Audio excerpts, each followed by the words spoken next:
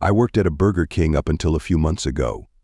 I was a manager at a location in the US, and I worked there for a total of almost a year.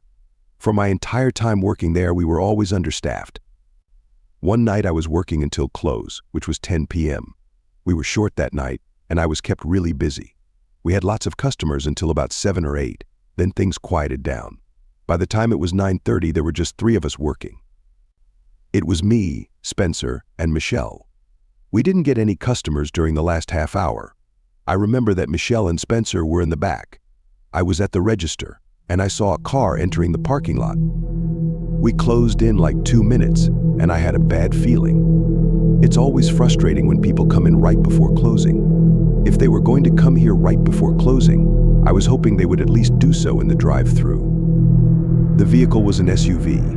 They parked it on the other side of the parking lot, kind of far away, instead of right by the door. Nobody got out of it immediately, though. Instead, the vehicle remained parked there.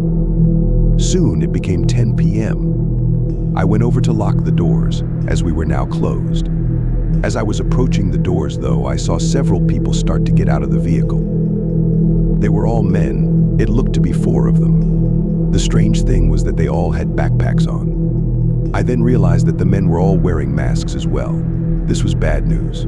I hurried to finish locking the doors as fast as I could. Luckily, I was able to do so with about 10 seconds to spare. After that, I moved away from the doors. The men all got to the doors and tried opening them, and when they couldn't get in, they started knocking on them. I started to hear one of the men speak, saying, "Excuse me, and could you please let us in?" I went to the back to let Spencer and Michelle know what was going on, so they wouldn't leave right now. There were still loud noises coming from the door, with the men pounding on it. The pounding was getting louder. Then I returned to the front counter area, and I saw one of the men was at another window. Soon I started hearing knocking from all directions. There was a man banging on the front door, 2 others banging on different side windows, and one man was even banging on the drive-through window. They kept pounding on them, and Spencer and Michelle came out to see who the guys were.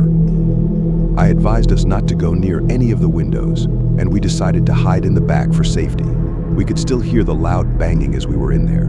We called the police, fearing that the men might try to break in. About 2 minutes later, our fears came true.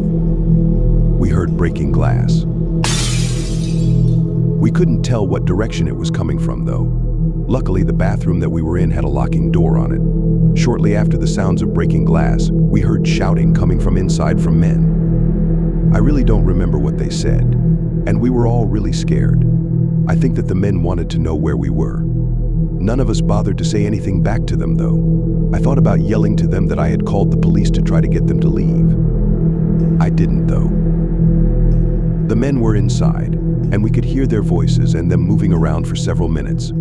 All of us were huddled in the back corner of the bathroom. At one point, we heard one of the men walk close to the door. He then tried opening it. After it wouldn't open, he banged on it a couple of times, but then walked away. The men remained inside until finally we could hear sirens in the distance. That's when we heard the men shouting once again, and then things got quiet.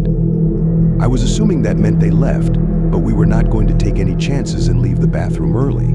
We stayed in there until we heard voices saying police. When the 3 of us emerged, it looked like the restaurant had been turned upside down. Things were really messed up, and we could see the broken glass from the window. The men had left, but we were told that police were currently in pursuit of their car. They ended up catching them a short time later. The restaurant was closed until it could be repaired. Michelle said afterwards that she had seen several men walk inside the restaurant earlier that night when we were really busy.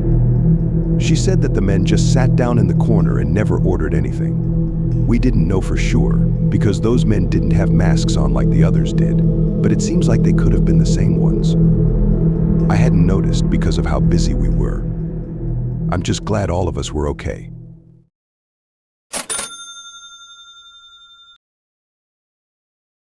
This happened during a cold night in 2017. It was probably about 10 p.m. or so. I was on my way home and stopped at a Burger King that was maybe 5 minutes away. When I got there, I parked and went inside to order. It wasn't very busy at all. I was inside the restaurant for maybe 5 minutes, give or take. Then I left to go back to my car.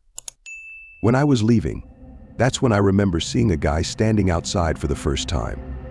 There was a man standing just outside next to the building, but maybe 15 feet down from me.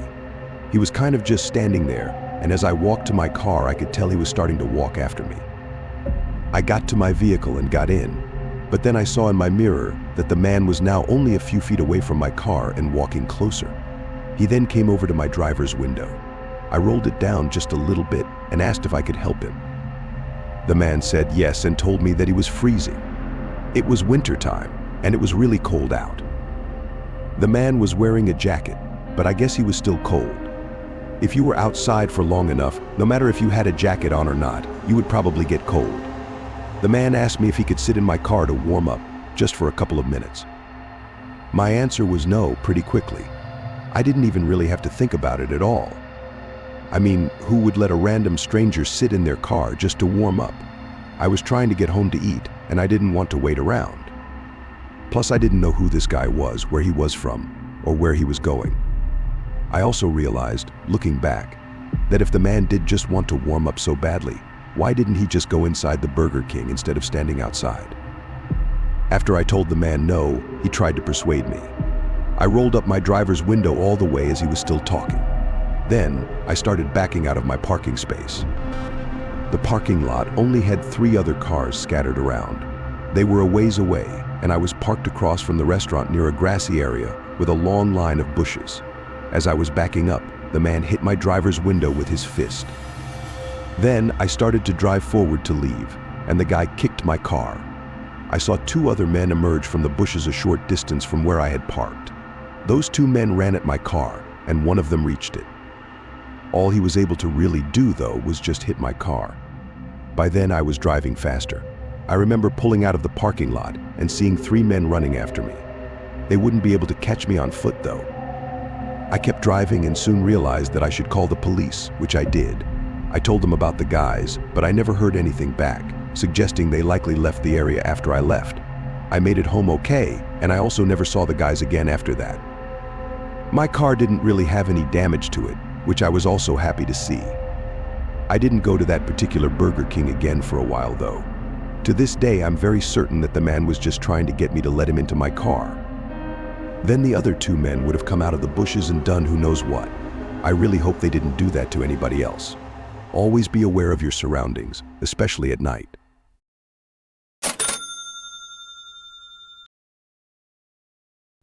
This happened about a year ago. I went to a Burger King with my friend Emily. It was probably about 8 p.m., and we sat down in a booth to eat. Emily and I were just chatting and joking around, having a good time like always. We had been there for maybe 20 minutes when a man who was a Burger King employee walked over to us. He was sort of average in height, had a little bit of a large build, and had dark hair. Immediately, I was wondering what he wanted. Burger King is not the type of restaurant where you have a waiter.